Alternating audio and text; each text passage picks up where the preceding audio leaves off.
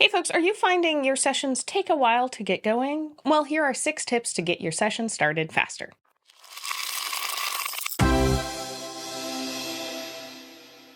So I find at every table, whether that's virtual or in person, there's a bit of time that everyone needs to settle in, say hello, pull out character sheets, and just be ready for the game to start. But I've also had situations where the amount of time seems to be stretching out, or we kind of start, but not everyone's ready or really focused to actually play the game. So, this can start your session out on the wrong foot and lead to kind of meandering sessions where nothing really gets accomplished, or you find you've run out of time for what you'd hope to get the players through. So, how do you kickstart a session? First, set the stage. Use the environment to signal to the players when the game has started. This might be using lighting, music, having a GM's voice, or having a phrase that signals the start of the game, like where we last left our adventurers. If you provide a clear cue to the players that the game is starting, they will consciously or subconsciously focus in. Think of it like when the lights dim at the start of a movie. You know it's time to put away your phone, settle in, and have fun and focus on what's in front of you. My second tip is to provide a recap. Refresh them on what happened last session, and this also lets you set the stage for the action to start. I have always been a fan of letting my players recap. I find this helpful to just kind of know, like, what did they find important? But if you're finding it hard to get players to focus in on the start of the game, as the GM, then I might provide the recap.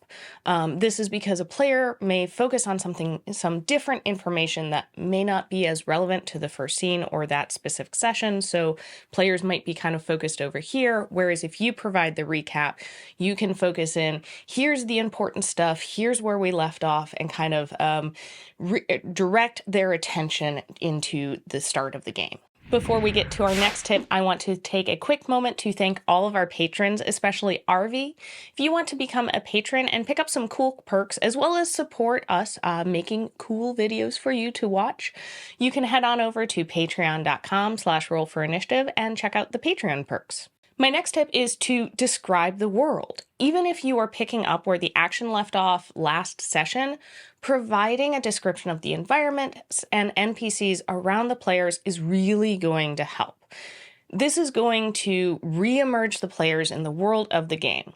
Describe what the weather is like. What are they looking at? What are the smells, sounds, maybe even what they are feeling, like a harsh wind or the warmth of a fire. Taking just a few minutes to give them a description is going to let the players set aside the rest of their day and step into the roles of their characters. It kind of acts as this nice transition from the real world into the world of the game. Speaking of the rest of their day, I know a lot of us game after work or on the weekends and often incorporate a meal or snacks into gaming.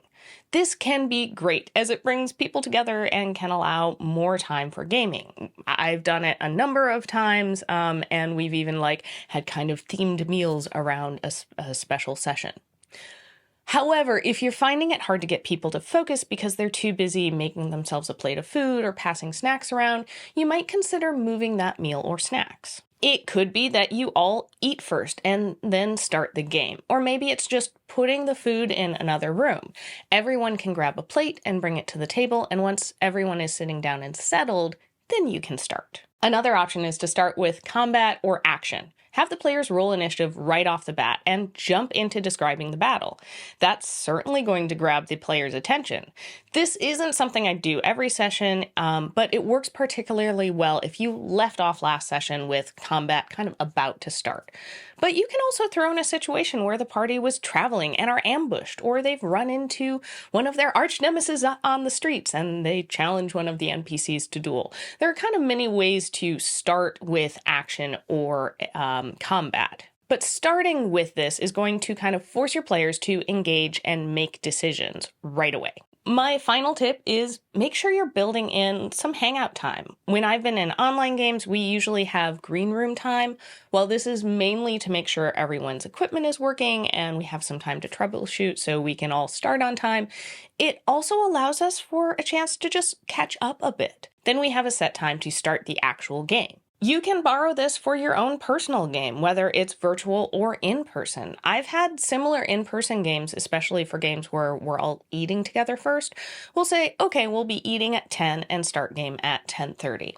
As the GM, you may not want to be as scheduled, but you may find it helpful to kind of give your table a few minutes at the start of game time to catch up on everyone's lives before you dive into the world of the game. So how about you? Do you have specific ways to get your games going faster? Let's chat about it more in the comments below. And if you want to see some more advice, you can go check out our Game Master Diaries series of videos. We've got a whole bunch of different topics, so hopefully there's something in there that you find helpful. All right, thanks again for watching, and I'll see you next time on Roll for Initiative. Bye!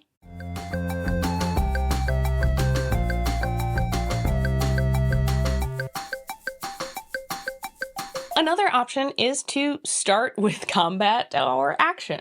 Have the players roll initiative, right? Why am I going up? Whee! Boingy, boingy, boingy.